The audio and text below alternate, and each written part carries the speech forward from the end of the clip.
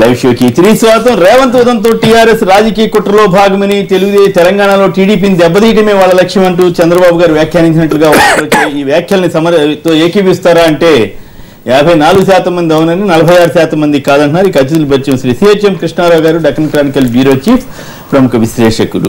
శ్రీ గిడుగు రుద్రరాజు గారు, AP Congress party senior నేత, శాసన మండలి మాజీ సభ్యులు. డాక్టర్ నాగం జనార్దన్ రెడ్డి గారు, సీనియర్ నేత, 6 సార్లు శాసనసభకు ఎన్నికైనటువంటి ప్రముఖులు, భారతీయ జనతా పార్టీ ప్రముఖ నేత. శ్రీ వివేక్ గారు, కుత్బుల్లాపూర్ శాసనసభ్యులు, తెలుగుదేశం పార్టీ సీనియర్ నేత. అలాగే ఢిల్లీ నుంచి ప్రత్యక్ష ప్రసారం ద్వారా శ్రీ వేణుగోపాలాచారి గారు, మరో సీనియర్ నేత, వారు కేంద్ర మాజీ మంత్రివర్యులు, రాష్ట్ర మాజీ మంత్రివర్యులు, ఢిల్లీలో తెలంగాణ ప్రభుత్వ అధికార ప్రతినిధి. ముందుగా తెలంగాణ ఆవిర్భావ వార్షికోత్సవాల తెలంగాణ ఆవిర్భావ శుభాకాంక్షలతో ఈ కార్యక్రమాన్ని ఆరంభిద్దాం. ఇక ఏడాది కాలం కేసీఆర్ గారు తన టర్మ్ పూర్తి చేసిన సందర్భంలో మరోవైపు 5 ఎమ్మెల్సీలు గెలుచుకోవటం, ఇంకో టీడీపీ ఒకరిని ఈ కేసులో లంచం కేసులో పట్టుకునే పరిస్థితి రావటం, ఇవన్నీ కూడా నిజంగానే కేసీఆర్ పాలనకి అవి అడిషనల్ అడ్వాంటేజ్ అయినాయా, లేక ఏడాది పాలనలో వచ్చిన వాటిని పరిణామాల మీద కానీ ఇతరత్రా కానీ ఈ రెండింటిని కలిపి ఎట్లా విశ్లేషిస్తారు? ముందుగా కృష్ణారావు గారు చెప్పండి. ఒకవైపు ఏడాది పూర్తి చేసుకున్న సందర్భంలో తెలుగుదేశం పార్టీకి సంబంధించిన ఒక కీలకమైన ఎమ్మెల్యేని ఆ రకమైనటువంటి అరెస్ట్ అవటం కానీ, లేదా ఈ మొత్తం మీద మీ కామెంట్ ఏంటి? ఒకటేంటంటే ఏడాది పాలన చూస్తే కేసీఆర్ గారు, మీరు ఏడాది పాలన కూడా సమీక్షించమన్నారు కదా, ఈ ఏడాది పాలన చూస్తే ఆయన ఏమనుకుంటున్నాడో అది అంతే తప్ప మనం ఏదో అనుకుంటున్నాం మీరు ఇలా చేయాలి అలా చేయాలి, ఈ పథకం చేపట్టాలి ఆ పథకం కాకుండా ఆయన ఒక ఇంజనీర్, ఒక ఇంజనీర్గా ఆయన చేస్తున్నాడు. అసలు ఇంజనీర్ని పక్కన పెట్టి ఈ కాలువ ఇలా తవ్వాలి, ఇక్కడ రిజర్వాయర్ కట్టాలి, అక్కడ కట్టాలి, ఇలాగే మొత్తం రీఇంజనీరింగ్ అనేది పేరు పెట్టాడు. అలా చేస్తున్నాడు. ఈ సిటీని ఇలా చేస్తాను, ఆ సిటీని అలా చేస్తానని బ్రహ్మాండమైన ప్రణాళికలు అవి రచించడంలో మాత్రం ఆయన అన్వేషించేయి దానికి ఎవరినో కొందరు పెట్టాడు. ఈ సచివాలయంతో సహా అన్ని మార్పులు గీర్పులు ఇవందరికీ తెలిసిందే. ఎటు వచ్చి ఏమిటంటే ఇచ్చిన హామీల ప్రకారం ఇది పెన్షన్లు కానీ ఇంకోటి కానీ బియ్యం కానీ ఇవన్నీ కూడా బాగా చేస్తున్నాడు అనేది ఒకటి వచ్చింది జనాల్లో. అంటే అంత రిజిడ్మెంట్ కరెంటు ఇష్యూలో అదే ఆ 2 వ్యవహారాల్లో ఎందుకంటే అవి మరీ లక్షలాది మందికి సంబంధించిన అంశం కాబట్టి కరెంటు వ్యవహారంలో అందరికీ తెలుసు ఆయన ఏం తిప్పబడ్డాడో ఎవరికి అనవసరం. ఈ కరెంట్ ఇస్తున్నాడా లేదా అంటే కరెంట్ ఇస్తున్నాడు. ఇప్పుడు 16 సంవత్సరాలుగా హైదరాబాద్ లో వేసవికాలంలో 3 నుంచి 4 నెలల పాటు పారిశ్రామికలకు సంబంధించి వారానికి 1 రోజు 2 రోజులు కరెంట్ హాలిడేస్ ఉన్న రోజుల్లో శుభ్రంగా 1 రోజు లేకుండా, అంటే పవర్ అంటే హెవీ కన్జంప్షన్ వాడుకుంటుంది, అది లేకుండా చేయడం అనేది గ్రేట్. అది ఎలా చేశాడు, దానివల్ల ఎంత డబ్బులు ఖర్చు అయ్యాయి, ఏం చేశాడు అనేది అది తర్వాత విషయం. అది చేశాడు. ఇంకా రాజకీయంగా చూస్తే చెప్తున్నా కదా ఆయన ఇష్టం. అసలు ఒక పద్ధతి పాడు. ఇప్పుడు రాజీనామాలు వ్యవహారాలు అవన్నీ వస్తే మీరు గతంలో ఏం చేశారు, ఉమ్మడి ఆంధ్రప్రదేశ్లో మమ్మల్ని ఏం చేశారని వేరు. ఈయన కొత్త రాష్ట్రం ఏర్పడిన తర్వాత ఈయన ఇప్పుడు ఆయన బాజాప్తుగా గెలుచుకున్నాడు కదా, 63 సీట్లు గెలుచుకున్నాడు. ఇంకా ఎవరైనా వస్తే తీర్చుకోమనండి, మొత్తం తీర్చుకోమని 120 కావాలనుకుంటున్నాడు ఆయన, చేర్చుకోమనండి. బట్ దానికి ఒక పద్ధతి ఉంటుంది. వాళ్ళు ఏదో రాజీనామా చేసి మళ్ళీ గెలవడం అనేది ఆ నైతిక విలువలు పక్కన పెట్టి మీరేం చేశారు, మీరే కదా మొదలు పెట్టింది అని పెట్టి ఇదే కొనసాగిస్తున్నాడు ఆయన.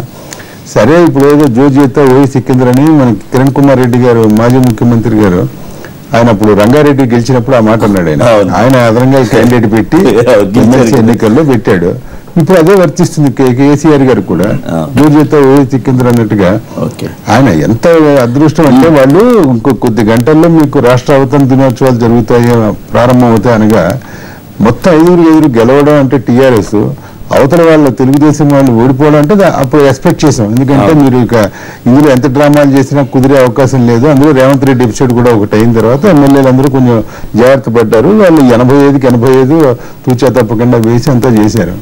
కానీ అవతల చూస్తే వాళ్ళు పరుగు పోవడం, రేవంత్ రెడ్డితో ఒకసారి పరుగు పోయింది. రెండో రోజు ఓట్లు కూడా నోటాకి వేసి టీడీపీ కొందరు బీజేపీ, అంటే ఒక టీడీపీ అయినా 5 వాళ్ళే పోయింది కదా. వాళ్ళు ఓటు వేయడం రాని కిషన్ రెడ్డి గారు, లక్ష్మణ్ గారు ఇద్దరు సీనియర్. వాళ్ళకి ఎవరు చెప్పారో సలహా, ఒక ప్రిఫరెన్స్ సీనియర్ నేతలు కూడా ఉన్నారు. సరే మరి ఆయన సలహా తీసుకున్నారో వాళ్ళు లేదో మరి ఈ నోటా అనే దాంట్లో మీరు ఏది మార్క్ చేసినా మొత్తం పోతుంది అది మరి ఇన్వాలిడ్ అవుతుంది బ్యాలెట్ అది మరి గ్రహించలేక మొత్తం పరువంతా పోగొట్టుకుని ఇవాళ ప్రతిపక్షం అంటే ఏముంది ఇంకెంత 120 80 దాకా వచ్చారు చంద్రబాబు గారు ఇదంతా రాజకీయ కుట్ర. కానీ ఒకటి మీరు ఇది కూడా చూస్తున్నాను మన స్కూలింగ్ కూడా చంద్రబాబు నాయుడు గారు ఇంతవరకు ఎక్కడ అఫీషియల్ గా స్టేట్మెంట్ ఇవ్వలేదు. మంత్రివర్గ సమావేశంలో వారు ఇలా భావించారు ఇలా భావించారు అలా అని లీక్ ఏదో ఇచ్చి ఏదో చేసినట్టున్నారు. అది చాలా అత్యంత తప్పది. ఇప్పుడు మిమ్మల్ని నన్ను ట్రాప్ చేయమనొచ్చు కదా ఎవరినైనా. ఏమంటారంటే ఆయన ఇరుక్కున్నాడంట, ఆయన ఇరికించేశారట. ఇది ఇరికించడం ఏంటి? ఇది ఆయన అసలు అది రేవంత్ రెడ్డి అని ఆయన ఇంత మేధావి ఇంత బాగా మాట్లాడతాడు అన్ని చేసిన వాడు ఎవరోనో వాళ్ళ ఇంటికి ఇలాంటి బేరసారాలు అవి చేసేప్పుడు వాళ్ళ ఇంటికి ఎవరు వెళ్ళరు. ఏదో మధ్యవర్తి ఇంటికి పెట్టుకుంటాం. వాళ్ళ ఇంటికి వెళ్ళామంటే వాళ్ళు డెఫినెట్ గా వాళ్ళు ఏదో ట్రాప్ చేయడానికి చూస్తారు. అది జనరల్ ఎవరైనా ఈయన వెళ్ళి అందులో ఈయన చేసి ఆ డబ్బు ఎక్కడిది 50 లక్షలు ఎక్కడిది? ఇప్పుడు వెళ్తారనుకుంటున్నారా? ఏసీబీ వాళ్ళు డెఫినెట్ గా సోర్స్ ఆఫ్ ది మనీ గురించి అడుగుతారు ఎక్కడిది సోర్స్ ఏంటని. అది 50 లక్షలు ఆయన కూడా తెలుస్తారా అంటే ఆయన చెప్పాలని ఆయనకు ఉంటే రేవంత్ రెడ్డి గారు ఆయనంతటా ఆయన ఇచ్చిన కన్ఫరెన్స్ స్టేట్మెంట్ బిఫోర్ మెజిస్ట్రేట్ కానీ బిఫోర్ పోలీస్ కానీ పోలీస్ దాన్ని ఎలాగో చెల్లదు అది కోర్టు ముందు ఇచ్చినప్పుడు ఆయనంతటా ఆయన చెప్తే బాబు ఆయన చెప్పనంత కాలం మనకి ఐ థింక్ వాళ్ళ కొరాబరేటివ్ ఎవిడెన్స్ కూడా లేదు. బట్ ఒకటి ఏంటంటే 50 లక్షల రూపాయలది సోర్స్ అనేది ఫలానా చోట నుంచి వచ్చింది డెఫినెట్ గా అక్కడెక్కడి నుంచి వచ్చింటే పట్టుకోవడానికి అది ప్రయత్నం ఉంటుంది. దానికి కొలాబరేటివ్ ఎవిడెన్స్ కింద చేస్తారు. అది లేని కాడికి ఐ డోంట్ థింక్ చంద్రబాబు నాయుడిని చేసేయాలి అనేది అది కుదరదు. అది మనం అనొచ్చు, డిమాండ్ చేయొచ్చు, ఆయన పెట్టాలి ఆయన బాస్ కదా అని అన్నాడు కదా వీడియో క్లిప్పింగ్ లో అదంతా అనొచ్చు. కానీ వాళ్ళకి ఇన్వెస్టిగేటింగ్ ఏజెన్సీకి లింక్ ఆధారాలు దొరికితే తప్ప. సో ఈయనంతటి ఇతను వెళ్ళి ఒక ప్రలోభ పెడితే ఒక ఎమ్మెల్యే 50 లక్షలు ఎరవేసి ఇంకో ఎమ్మెల్యేకి తోటి ఎమ్మెల్యేకి శుభ్రంగా మీరు ఇచ్చేస్తున్నప్పుడు ఆ ఓటు కొనుగోలు చేయడానికి ప్రయత్నిస్తే అతను ఇమీడియట్ గా ఎక్స్పెల్ చేసి ఉండాల్సింది. మీకు గుర్తు లేదండి? మీకు ఒకటి బాగా గుర్తు కదా, వంగవీటి మోహన్ రంగాన్ని మర్డర్ చేసినప్పుడు దేవుని నెహ్రూని when he was made in A1 he was expelled from the party. అందరూ తెలుసు కదా. కృష్ణ యాదవ్ ఎక్స్పెల్ చేశారు కదా పార్టీ నుంచి. ఎప్పుడైతే ఆ స్టాంపు రిజిస్టర్ అంటే అవును అప్పుడైనా వీడియో నా దగ్గర ఉందా? కాదు, నిన్న ఒక పత్రిక ఏం రాసిందంటే రేవంత్ రెడ్డి గారి మీద చర్య తీసుకోవాలని ఉద్దేశం. రేవంత్ రెడ్డి గారిని చర్య తీసుకుంటే పొరపాటు పార్టీ పెద్దల పేర్లు చెప్తే అది ఇంకా కొంపమునిగే ప్రమాదం అవుతుందని చెప్పి భయపడి ఆగిపోయారని చెప్పి నేననేది అలా ఏంటంటే ఒక పార్టీ నాయకత్వం ఒక రూల్ ఉంది. అదే చంద్రబాబు నాయుడు గారు అధ్యక్షులుగా ఉన్నప్పుడు కానీ ఎన్టీ రామారావు గారు అధ్యక్షులుగా ఉన్నప్పుడు కానీ ఒక రూల్ పెట్టుకున్నారు. కృష్ణ యాదవ్ది మీరు చూసారా? నేను చూసానా? స్టాంపు కుంభకోణం అందరూ మొత్తం ప్రపంచం అంతా చూశారు కదా. ఇది చూసినప్పుడు ప్రైమా ఫేసి అతనంతటా అతను నిర్దోషిగా బయటపడే వరకు ఈ should be expelled by the party. Party చేయాలి కుట్రని చెబుతున్నారు కదా. దేనికో ఇలా రాజకీయంగా చేస్తే పరిణామం మీద మీరు ఎట్లా తీసుకుంటారు? ఏమిటి మీ కామెంట్ చెప్పండి. మొట్టమొదట ఈరోజు తెలంగాణ రాష్ట్ర అవతరణ దినోత్సవ సందర్భంలో అందరికీ శుభాకాంక్షలు తెలియజేస్తూ ఇది 1969లో ఆనాడు పోలీస్ తూటాలకు బలైన అమరుల మొన్న జరిగినటువంటి ఉద్యమంలో ఆత్మ బలిదానాలు చేసుకున్న అమరుల త్యాగఫలం ఇది తెలంగాణ. ఈ తెలంగాణ రాష్ట్రం అన్ని విధాలుగా అభివృద్ధి చెందాలని, ఈరోజు తెలంగాణలో పేదరికం లేని తెలంగాణ ఉండాలి, నిరుద్యోగ సమస్య లేకుండా ఉండాలి, రైతులు క్షేమంగా ఉండాలి అని చెప్పని ఆకాంక్షిస్తూ ఈరోజు ప్రతి ఒక్కరికి మేలు జరగాలని నేను కోరుకుంటున్నాను. కేసీఆర్ గారు అసలు విషయం ఏముంది దీంట్లో? ఈరోజు ఈ సంవత్సర కాలం లోపల ఇప్పుడు కేసీఆర్ గారు ఫైనల్ గా సంవత్సరం end of the day KCR గారి పై చేయింది, మీరంతా చేయింది, మీరు ఇబ్బందుల్లో పడ్డారు, మీరు డిఫెన్స్ లో పడ్డారు. నేను ఎక్కడ డిఫెన్స్ లో అయితే పడేది ఉండదు. నాగం జనార్దన్ రెడ్డి ఎప్పుడైనా పార్టీని అడుగుతున్నారు. పార్టీ అంటే అక్కడ మేధావులు చెప్పింది చేసింది పార్టీ. ఇప్పుడు దాంట్లో ఎవరు మళ్ళా నోట అని చెప్పి రాపించిన మేధావులు ఎవరు అంటే మాకైతే తెలియదు కదా. సీనియర్లు ఉన్నారు, కిషన్ రెడ్డి గారు సీనియర్, లక్ష్మణ్ సీనియర్. ఏం జరిగిందో వాళ్ళకే అవి ఆ ఓట్లు వాళ్ళయా ఇంకోరు వాళ్ళు కూడా ఎట్లకెళ్ళి నిర్ధారణ అవుతుందండి. అది సీక్రెట్ బ్యాలెట్ అయింది. అందుకోసం దాన్ని అంటే మనము రేవంత్ ఎపిసోడ్ లో మీ వైఖరి ఏంటి, మీరు ఎట్లా ఫీల్ అవుతున్నారు? ఏదేమైనా సరే ఇప్పుడు ప్రజాస్వామ్యంలో విలువలకు తిలోదకాలు ఇచ్చిన పార్టీ పెద్ద పార్టీ ఏదంటే టిఆర్ఎస్ పార్టీ. స్పష్టంగా చెప్తున్నాను నేను. భారతదేశంలోనే ఎక్కడ ఇంత బాహాటంగా బరిదెగించి ఈరోజు ఒక పార్టీలో గెలిచిన సభ్యులను తీసుకొని చేర్చుకొని కండువాలు కప్పి మీటింగ్లు పెట్టి బ్రహ్మాండంగా అంటే ఏదో అద్భుతం జరిగినట్టు ఇప్పుడు ఇది ప్రదర్శించడం. ఇవాళ 5వ సభ్యుని నేను గెలిపించుకున్నా అంటే కేకేని కూడా నిలబెట్టినప్పుడు రాజ్యసభకు ఆ రోజు మీకు తెలియదు ఏముంది, వాళ్ళకి సంఖ్య ఉన్నదా. కానీ ఇప్పుడు ఆ రోజు ఎందుకు ఈ పోటీ అనవసరంగా ఈ హార్స్ ట్రేడింగ్ ఎందుకు మనకు ఇది వేరే దానికి దారి తీస్తుందని చెప్పని ఆ రోజు పెట్టలేదు కదా. ఇప్పుడు ఆయనకేమి సంఖ్య లేకుండా ఇచ్చిండ్రు. ఇప్పుడు ఈయనకు ఏ సంఖ్య 63 మంది ఉంటే 85 మంది ఓట్లు అంటే 22 ఓట్లు వచ్చినాయి. సరే 7 కలుపుకుంటే 70, 2 కలుపుకుంటే 72, ఇంకొక 13 వీళ్ళైతే అవుట్ రైట్ గా వేరే పార్టీల వాళ్ళ ఓట్లయితే వేయించుకున్నది స్పష్టంగా కనిపిస్తుంది కదా మనకు. ఇవాళ ఇంకొకటి కూడా చెప్తున్నాము, లాస్ట్ మినిట్ల అరే ఇది రాగద్వేషాలకు అతీతంగా భయం కానీ పక్షపాతం కానీ అంటే లేకుండా పాలన సాగిస్తానని చెప్పి ప్రమాణం చేసిన కేసీఆర్ మా పార్టీలకు వస్తేనే మీ అభివృద్ధి ప్రజాస్వామ్యానికి ఇది గొడ్డలి పెట్టు. ప్రజాస్వామ్యంలో బలమైన చెప్పిన సమాధానం నేను అడిగిన ప్రశ్న ఒకటి, మీరు చెప్పిన సమాధానం ఒకటి. మీకు హక్కు ఉంది, నేను ఇష్టమైన నా ఇష్టమైన నువ్వు ఏదన్నా అడుగు నేను ఏదో చెప్తానని చెప్పే హక్కు మీకు ఉంది. నేను కాదని అడిగింది ఏంటి, రేవంత్ రెడ్డి ప్రశ్న అడిగితే మీరు కేసీఆర్ తిట్టారు. ఓకే, నాకు అభ్యంతరం లేదు. ఇందాక కృష్ణారావు గారు కూడా అది తప్పేనని చెప్పారు, అది వేరే విషయం. నేను అడిగింది రేవంత్ రెడ్డి ఎపిసోడ్ లో మీరు ఎటువైపు. ఇప్పుడు నేను ఎప్పుడు కూడా నేను విలువలు గల రాజకీయాలకే నేను అంటే నా ఓటు ఉంటుంది, నేను మద్దతు ఇస్తాను. కానీ ఇవాళ విలువలు గల రాజకీయాలు అంటే పాటించాల్సిన బాధ్యత ప్రతి రాజకీయ పార్టీకి కూడా ఉంది. ఇవాళ నేను అది రేవంత్ ఒకవేళ నేనేమో అది మొత్తం చూడలేదండి. నేను కొద్దిగా రాజకీయాలు తెలుగుగా తప్పుకోవాలంటే ఇది సమాధానం. అదే దాన్ని కాదు, ఇప్పుడు కోర్టు ఉంది కదా, కోర్టు నిర్ణయిస్తుంది. ఇప్పుడు నేను అవి ఆ సీన్స్ అయితే రైట్. రేవంత్ గారికి పాత్రధారి సూత్రధారి చంద్రబాబు అని టీఆర్ఎస్ వాళ్ళు విరుసుపడుతున్నారు. దాని మీద రెస్పాండ్ అవుతారు. ఇప్పుడు సూత్రధారి ఎవరనేది అది నిరూపించాల్సిన బాధ్యత ఒకవేళ ఉంటే వాళ్ళకు ఉంటది. ఎవరికి మిచ్చపెట్టేలు అభియోగం చేసేటోళ్ళకు. మీరు నమ్ముతున్నారా లేదా? మీరు నమ్మకపోతే నమ్మట్లేదు చెప్పండి. నాకేం రాజకీయాల్లో చెప్పండి. కేసీఆర్ గారు ఒకటి స్పష్టంగా చెప్పండి.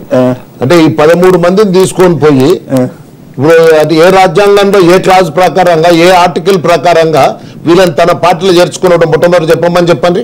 అవి ఇట్లా జరగకపోతే ఆ 13 మందిని జరగకపోతే 20 మంది ఒకవేళ ఇవాళ బీజేపీ 5-15 టీడీపీ ఉండింటే ఈ పరిస్థితులు ఎందుకు వస్తాయండి? సత్యనారాయణ రాజుని అమిత్ షా కూడా చేర్చుకున్నాడు. సత్యనారాయణ రాజు ఆంధ్రప్రదేశ్ లో ఎమ్మెల్సీని అమిత్ షా గారు కూడా కొండ చేర్చుకున్నారు కదా. మరి నాకంటే అది కాంగ్రెస్ ఎమ్మెల్సీగా నామినేటెడ్ ఎమ్మెల్సీ ఆయన్ని దిలీప్ కుమార్ టీఆర్ఎస్ లో ఉన్నప్పుడు మా పార్టీలోకి వచ్చినప్పుడు నేను ఆబ్జెక్షన్ చేసినాను, రాజీనామా చేసి రమ్మని చెప్పినాను. ఎందుకంటే నేను దేన్ని కూడా నేనైతే కాంప్రమైజ్ కాను. మీరు ఒకటి డిసైడ్ అయిపోయారు, ఒకటి అడిగితే ఒకటి సమాధానం చెబుతున్నారు. ఓకే, అభ్యంతరం లేదు. నేను దాన్ని తప్పు పట్టుకున్నాను. ఒకవేళ మీరు అనేక విషయాల మీద కత్తి పట్టుకుని ఖండానికి సిద్ధమయ్యే నాగం జనార్దన్ రెడ్డి గారు నీ ఒక ప్రశ్న అడిగితే రెండో సమాధానం చెబుతారని ఆసక్తికరంగా ఉంది. అంతే, అదేం లేదు. ఓకే, నేను ఫలాంగా చెప్పమని నేను అంటలేదు, పొరపాటును కూడా నేను అంటలేను. రేవంత్ ఒకవేళ అది నిజమే అంటే తప్పే కదా, ఎవరు చేసిన అది దాన్ని నేను అంటే బలపడి కుట్ర అంటున్నారు కదా, చంద్రబాబు గారు కుట్రని మంత్రుల దగ్గర అన్నారు. అది నేనైతే కుట్రని నమ్ముతారా లేదా మిత్రపక్షంగా మిత్రధర్మంగా? ఇది కుట్రని కదండి. రాజకీయాల్లో విలువలు లేకుండా అయిపోయినప్పుడు అన్ని ఇటువంటి అంటే మొత్తం భారతదేశంలోనే ఇవాళ తెలంగాణను ఇటువంటి తెలంగాణను మేము కోరుకోలేదండి. దయచేసి మేము ఒక ఆదర్శవంతమైన తెలంగాణను కోరుకున్నాం. ఇలా ప్రతిరోజు రాజకీయమే, ప్రతిరోజు పార్టీల బలోపేతాలే. ఈరోజు పాలనను గాలి కొదిలేసి ఇవాళ నిజంగా చెప్తున్నాను, ఊర్లో పాటు పోతే తెలుస్తుంది, మొత్తం టోటల్ గా అడ్మినిస్ట్రేషన్ అంతా కుప్పగూలిపోయిందండి.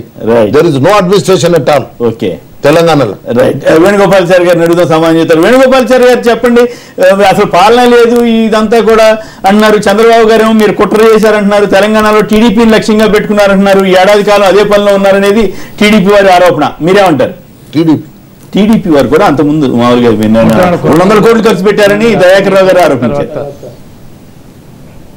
ఇప్పుడు మొట్టమొదటి మీ అందరికీ కొమ్మినేని గారికి, తర్వాత మా నాగమన్నకు, కృష్ణారావు గారికి, మరి గౌడ్ గారికి అందరికి కూడా, వివేక్ గారికి అందరికి కూడా తెలంగాణ రాష్ట్ర మొదటి సంవత్సర ఆవిర్భావ శుభాకాంక్షలు. 1. 2, ఇప్పుడు ఇక్కడ నాగమన్న ఓకే, అది క్యాసెట్ చూసిందా చూడలేదా అని కాదు, కానీ అందరం కూడా అన్ని టీవీలలో కూడా ఫుటౌట్స్ ఇచ్చారు. ఫుటౌట్స్ ఇచ్చిన తర్వాత రేవంత్ రెడ్డి గారు తెలుగుదేశం పార్టీ సంబంధించిన ఎమ్మెల్యే ఖచ్చితంగా ప్రలోభ పెట్టినట్టు ఏసీబీ అధికారులు 120 సెక్షన్ బి కింద బుక్ చేశారు కేసు. దాంట్లో ఏంటంటే మా బాస్ మరి చంద్రబాబు నాయుడు పంపిస్తే వచ్చినా అని చెప్పి రిపీటెడ్గా ఎన్నోసార్లు మాట్లాడిన విషయం అందరం చూసాం ఈరోజు. కనుక ఇదంతా ఇప్పుడు ఏసీబీ కోర్టులో ఉన్నది. 120 సెక్షన్ బి ప్రకారంగా ప్రొవోకేషన్ ఎవరు చేస్తారో వాళ్ళ మీద కేసు పెట్టాలన్నా వద్దా అన్నది కూడా ఏసీబీ ఆలోచించాలి. 1. 2, రాజకీయాల్లో వీళ్ళంటే ఇప్పుడు టీఆర్ఎస్ పార్టీలో జాయిన్ కావడం జరిగింది. ఎమ్మెల్యేలందరూ జాయిన్ అయిన తర్వాత వాళ్ళ డెవలప్మెంట్ కొరకే వచ్చిరని చెప్పేసి టోటల్ గా అందరు ఎమ్మెల్యేలు చెప్పడం జరిగింది. పెద్ద ఎత్తున వాళ్ళ ప్రజలు ఓటర్లు వేసిన దాంతో బహిరంగ సభలు పెట్టిన తర్వాతనే రావడం జరిగింది. వాళ్ళు వచ్చిన తర్వాత ఇంకా 63 అన్న కాకుండా ఖచ్చితంగా టీఆర్ఎస్ కు కానీ, టీఆర్ఎస్ బలపరుస్తున్న ఎంఐఎం కానీ అందరూ కలిసేసి 83 మంది ఖచ్చితంగా ఉన్నారని ఉద్దేశంతో టీఆర్ఎస్ వాళ్ళు 5వ అభ్యర్థిగా పెట్టడం జరిగింది. తర్వాత ఇంకొక 2 వైఎస్ఆర్ను కూడా కోరడం జరిగింది. తర్వాత కృష్ణారావు జాయిన్ అయ్యారు. 85 ఖచ్చితంగా ఒక్కొక్కరికి 17 మంది ఓట్లు వేస్తే ఖచ్చితంగా 5 సీట్లు గెలవాలని నాకు నైతిక ఉంటుంది, గెలుస్తామన్న ఉద్దేశంతో పెట్టడం జరిగింది. మరి ఈరోజు టీడీపీ వాళ్ళు ఓడిపోయిన తర్వాత ఇందాక కృష్ణారావు గారు చెప్పినట్టు ఓటా వేస్తే ఆ ఓటు చెల్లదు. నంబర్ 1 ఒక క్యాండిడేట్ వేసినా కూడా ఓటా వేస్తే చెల్లదు.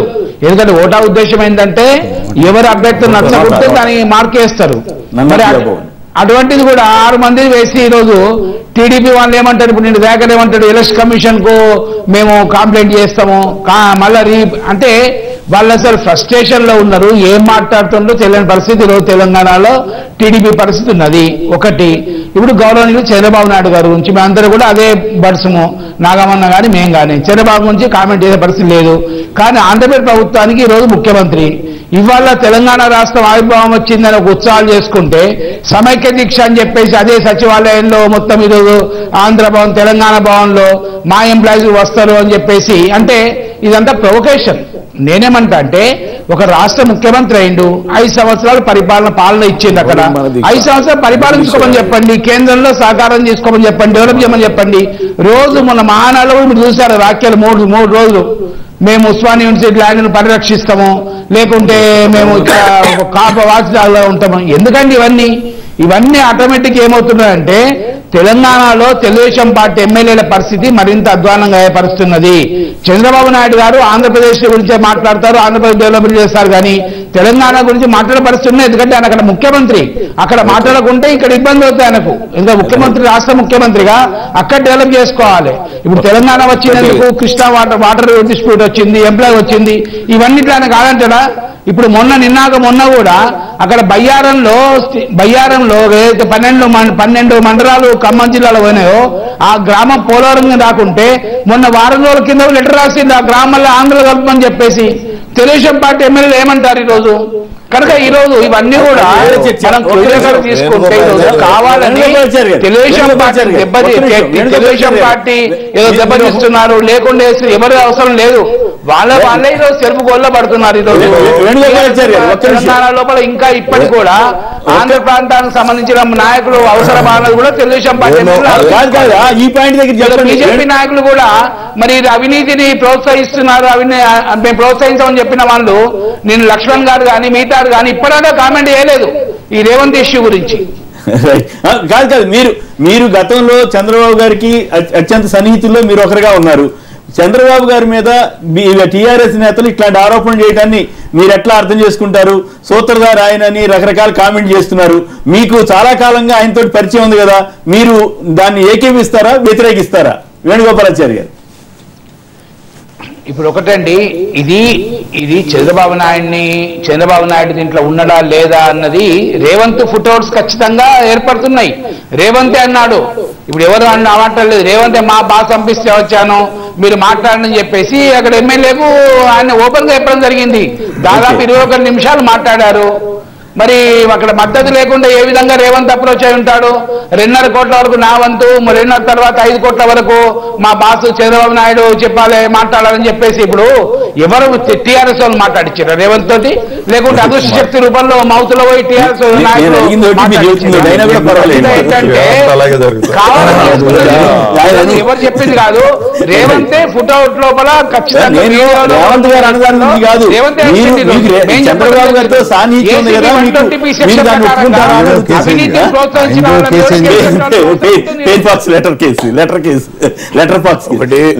అందరికీ నమస్కారం సార్. ఇది మన రాష్ట్ర అవతరణ దినోత్సవ శుభాకాంక్షలు. ముఖ్యంగా వేణుగోపాలాచారి తెలుసుకోవాల్సింది ఏంటంటే ఈ రోజు అక్కడ విజయవాడ జరుగుతున్న నవనిర్మాణ దీక్ష, సమైక్య దీక్ష కాదు, దయచేసి సరిదిద్దుకోవాలి. నవనిర్మాణ దీక్ష కానీ అంటే బికాజ్ ఆయనకి క్లారిఫికేషన్ కావాలి, వాయిస్ పోయింది కాబట్టి. మీరు ఎప్పుడు ప్రతిసారి కూడా చంద్రబాబు నాయుడు పేరు చెప్పగానే చంద్రబాబు తీసుకొని చంద్రబాబు ఇక్కడ ఉండొద్దు అని ఎందుకు భయపడుతున్నారు మీరు ప్రతిసారి కూడా?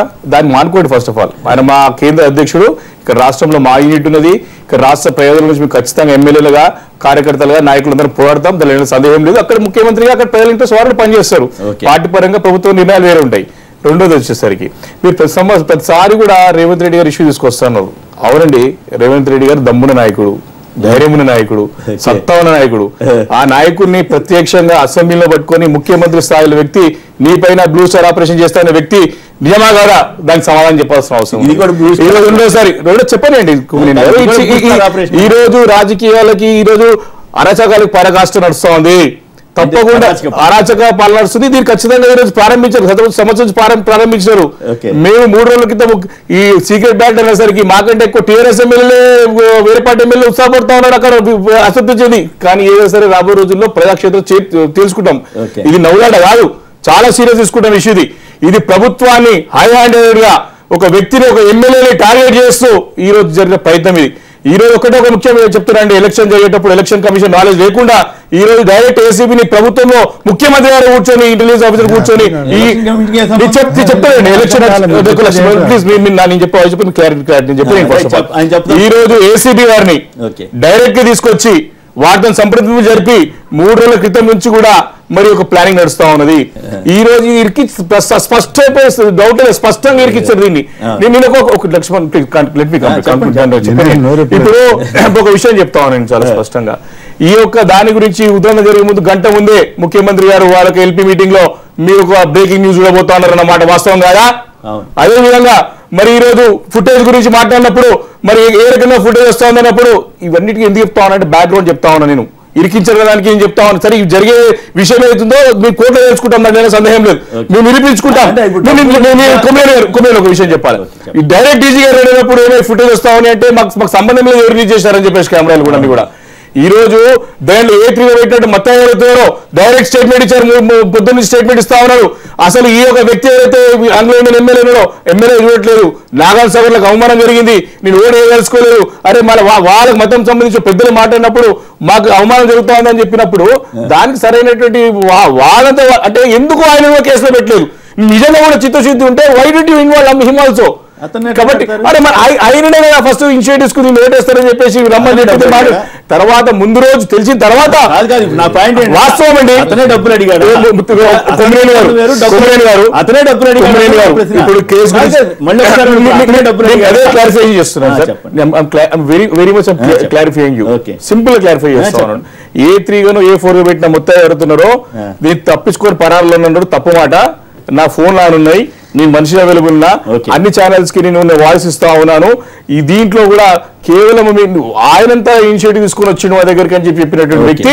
ఆయన ఆధారంగా ఎవరైతే ఇప్పుడు ఉన్నాడో, ఎవరైతే ఇప్పుడు ఎమ్మెల్యే ఉన్నాడో ఆయన పేరు ఖచ్చితంగా కేసు బుక్ చేయాల్సిన అవసరం ఉండే. అంటే ముందు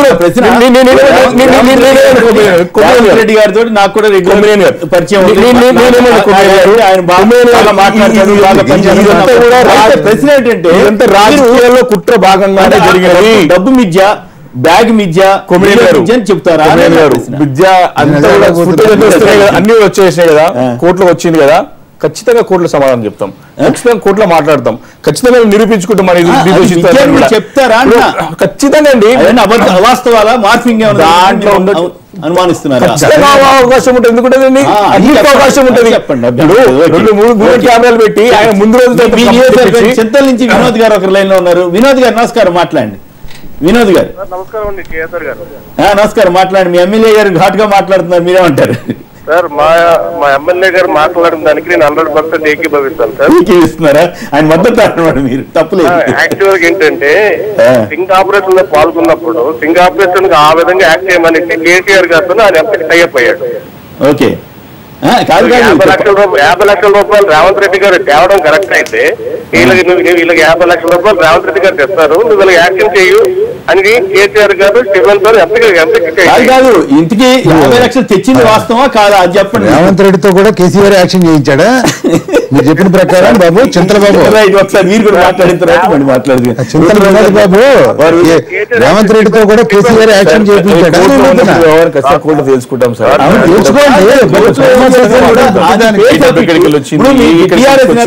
అన్నారండి.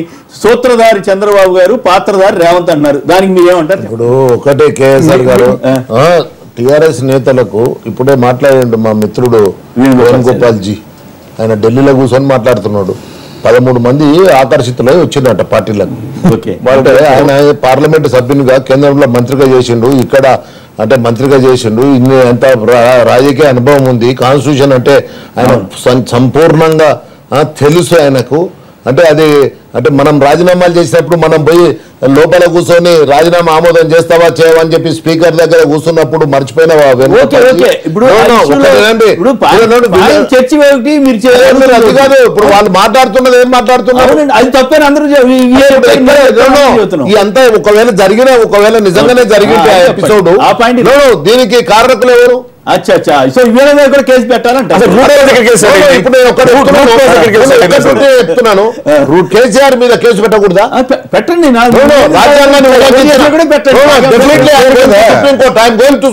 దేని మీద రాజ్యాంగాన్ని ఉల్లంఘనలు జరుగుతా ఉన్నాయి ఇక్కడ. దీని మీద కాదు, రేవంత్ కేసు ఆ కేసు, ఈ రేవంత్ కేసు మీద మీరు వెళ్తారా సుప్రీంకోర్టుకి? ఈ కేసులో ప్రజాస్వామ్యాన్ని కూని చేస్తున్నట్టు ఇక్కడ ప్రజాస్వామ్యం అంటే గౌరవం లేదు, ఇది ఏసీబీ కోర్టు తెలుస్తుందండి. ఇది ఏసీబీ కోర్టు, అది సుప్రీంకోర్టు. ఓకే, రుద్రరాజు గారు మీరు చెప్పండి. బట్ ఓవరాల్ గా జరిగినటువంటి రేవంత్ రెడ్డి గారి ఇష్యూలో ప్రజాస్వామ్యంలో ఉన్నటువంటి ఇక్కడ ఉన్నటువంటి పెద్దలు కానీ చూస్తున్న పెద్దలు కానీ అందరూ కూడా ఖండించవలసినటువంటి విషయం. బట్ అనుకోకుండా అనుకుని జరిగిన ఏ విధంగా జరిగినా కూడా విలువలకి ప్రాధాన్యత ఇవ్వాల్సినటువంటి పరిస్థితిలో ఇటువంటి జరగడం మూలాన్ని చాలా మేజర్ ఇష్యూస్ జరుగుతూ ఉంటాయి.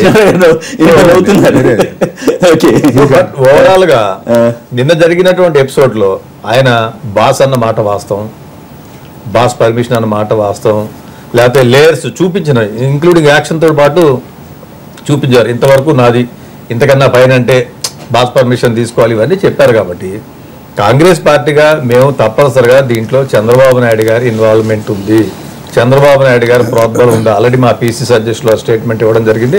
ఎందుకంటే మెయిన్ కుట్రదారుడు చంద్రబాబు అవుతారు కదా, పార్టీ అధ్యక్షుడుగా, ముఖ్యమంత్రే కాదు పార్టీ అధ్యక్షుడు. ఆల్రెడీ ఇందాక మనం అనుకున్న విధంగా 2-3 కేసులు ఉన్నాయి, ఉదంతాలు ఉన్నాయి. గతంలో సస్పెండ్ చేసినప్పుడు యాక్షన్ ఇనిషియేట్ చేయలేదు, డిసిప్లిన్ యాక్షన్ ఇనిషియేట్ చేయలేదు. అంటే ఇండైరెక్ట్ గా వీటిలన్నింటినీ ఎంకరేజ్ చేస్తున్నారు చంద్రబాబు నాయుడు గారు అనేటువంటిది ప్రజలు నమ్ముతున్నారు. 3 రోజులు అక్కడ పెట్టి ఆయన ఏం చెప్పారు, నీతి నిజాయితీగా ఆయన ఏదో ఐఎస్ఐ మార్క్ లాగా, లేకపోతే ఇంకో దానికి ఏదో అగ్ మార్క్ లాగా ఆనెస్ట్ ఇంటిగ్రిటీకి చెప్తూనే ఉన్నారు 3 రోజులు మహానాడులో. 4వ రోజు జరిగిన విషయం ఏంటండి? ఓకే, ప్రజాస్వామ్యం ఈవేళ ఉన్నటువంటి పరిస్థితుల్లో సిగ్గుచేటు కదా, ఆన్ లైవ్ లో ఓకే, ఇప్పుడు ఏం చేయాలి ఈ కేసులో? డెఫినెట్ గా చంద్రబాబు నాయుడు గారి మీద కూడా ఇంప్లిమెంట్ చేయాలి. ఎవరైతే దీని మీద ఇనిషియేట్ చేశారో, ఎవరైతే పంపారో డెఫినెట్ గా ఇన్కమ్ ట్యాక్స్ కింద కూడా వస్తుంది. 50 లక్షల సోర్స్ ఆఫ్ ఇన్కమ్ తీస్తారు. దానికి సంబంధించి వారు అంటున్నారు ఇదంతా రాజకీయ కుట్రని వివేక్ గారు చాలా గట్టిగా వాదించారు కదా. అవునండి, ఆయన ధర్మం ఆయన చేస్తున్నారు. అది ఆయన తెలుగుదేశం పార్టీకి చెందిన శాసనసభ్యులు ఎట్లా చెప్తారు? కాంగ్రెస్ పార్టీ పరిస్థితి ఎట్లా ఏంటంటే ధర్మం ఆయన ఆంధ్రప్రదేశ్ లో చెప్తున్న మీ పార్టీలో ఆంధ్రప్రదేశ్ కాంగ్రెస్ పార్టీ పరిస్థితి ఎట్లా అయిపోయిందంటే కాంగ్రెస్ పార్టీ పరిస్థితి ఎట్లా అయిపోయిందంటే తప్పు వాళ్ళు ఏం చేయరు పని ఏడు తప్పు దొక్కుతున్నా ఏడు దొక్కుతున్నా ఏడు చేయాలని ఇంకా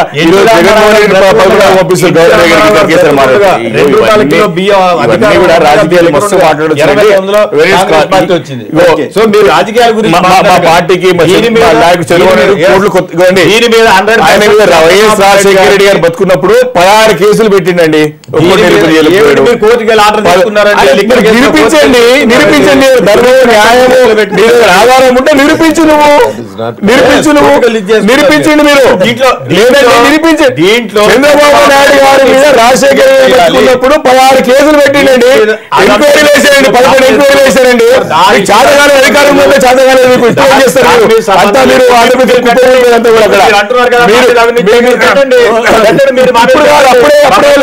10 సంవత్సరాలు ఏం చేయలేదండి. 10 సంవత్సరాలు ఏం చేయలేదు ఆంధ్రప్రదేశ్. ఇప్పుడే మాట్లాడారు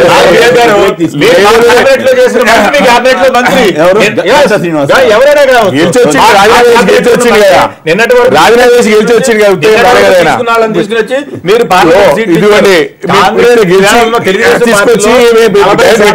మినిస్టర్ పెట్టలే కదా. ఈవేళ తెలుగుదేశం పార్టీలో 40 నుంచి 50% మంది అంతా అది సైకిల్ కాంగ్రెస్ అంటున్నాం. ఇప్పుడు కాంగ్రెస్ సైకిల్ మొత్తం అంతా మా వాళ్ళే ఉన్నారు.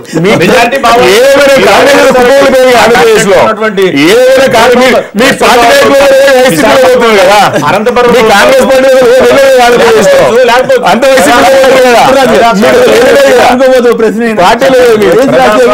రాజశేఖర ముఖ్యమంత్రిగా ఉన్నప్పుడు ఇట్లాంటి ఆపరేషన్ చాలా జరిగాయట. ఎక్కడ దొరకకుండా చేయగలిగారని అంటారు. మీకు ఆయనకి బాగా సన్నిహితులు కదా, మీ ఎట్లా దానికి తేడా ఏంటి? ఎప్పటికీ దీంట్లో డిఫెక్షన్స్ అనేటువంటిది డిఫెక్షన్స్ కాదు, నేను డబ్బు రేవంత్ ఆపరేషన్ గురించి లేదండి. దాంట్లో ఎప్పుడు వాస్తవం లేదు. ఎందుకంటే బేసికల్ గా రాజశేఖర రెడ్డి గారు ఉన్నప్పుడు కానీ ఎవరున్నప్పుడే కానీ ఇటువంటి విషయాలు కాంగ్రెస్ పార్టీ ఇటువంటి వాటిలో ఎప్పుడు కూడా ఇటువంటి చర్యలు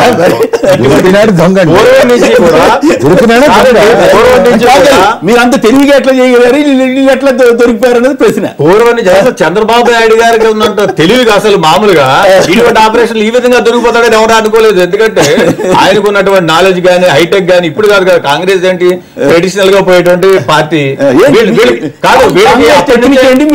వీళ్ళకి అప్పటి నుంచే పార్టీ ఆఫీసులు ఇంటర్నెట్ గానీ ఈమెయిల్స్ గానీ వ్యవస్థ గానీ కమ్యూనికేషన్ వ్యవస్థ గానీ ఇవన్నీ ఉన్న నేపథ్యంలో ఇటువంటి చిన్న దాంట్లో ఈ విధంగా దొరుకుతారని ఎవరు అనుకోలేదు. సో మేము కాంగ్రెస్ పార్టీగా మా డిమాండ్ తప్పనిసరిగా చంద్రబాబు నాయుడు గారి ఇన్వాల్వ్మెంట్ ఉంది. పార్టీ అధ్యక్షుడు